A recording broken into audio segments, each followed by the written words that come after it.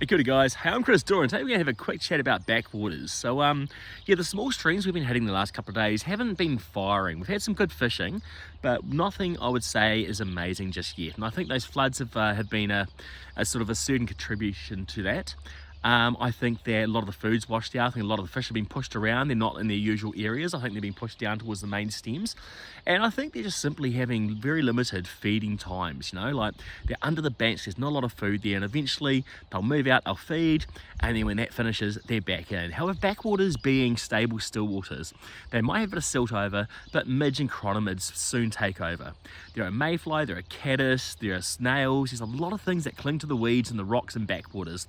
They've got light penetration, so you've got UV, which heats things up a bit more, gets things moving, and I think the fish are certainly moving into them in big numbers. Today we hit a couple of backwaters which produced several good fish pretty quickly, and a few others that were hooked and lost, and a few others that we may have had shots to. But there are a few things about backwaters that it's not about just rushing in. Step one, always approach it from the mouth of the river and work your way up, because if you hook a fish or spook a fish, chances are they're going to move their way out into the main channel. If they race through the entire backwater, they're going to put down all the other fish. So start at the mouth, work your way out towards the head of the backwater. Second, take your time, stop and watch. Have a look and see what's happening.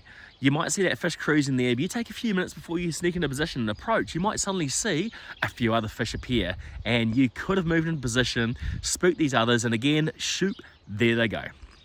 Now thirdly, slow down, stay low, and hide, because the fish know you're there. There's no way they're going to eat your fly. I mean, move slow, and everything you do should be slow.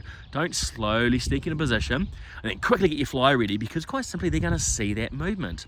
The marine sniper doesn't smoke a cigarette, throwing up big smoke puffs, listening to the Rolling Stones on his like loudspeaker while he's sprinting into position, is he? No, he takes his time to sneak into position undetected, look for his target, and then eventually deliver his fly to it. And if he can deliver his fly to the target without it knowing he's there, he's probably got success. And that's what we need to do. Do everything slow. Think about cover. It might be a bush in front, it might be a bush behind. Background cover is just as good. Now, fly selection. Lots and lots of unweighted flies, that's the thing. Even a beadhead is likely to sink, get stuck on the bottom, and I'm not generally casting at fish that I'm seeing cruising.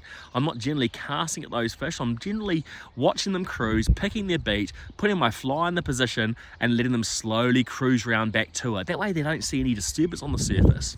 Nothing's happening. All that happens when they return their beat is they see that fly sitting there, it's food, they eat it.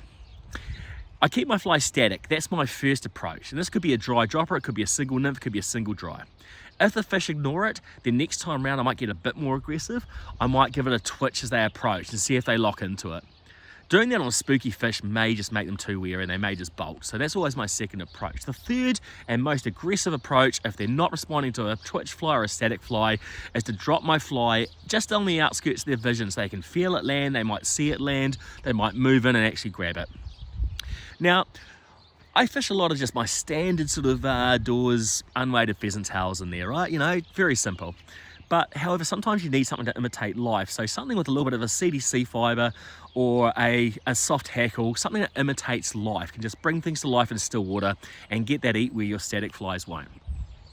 Hey, enjoy the backwaters, especially early season when there's still cool water temperatures, the fish are still sitting around cruising in them, and the water levels are still conducive for good fishing in backwaters.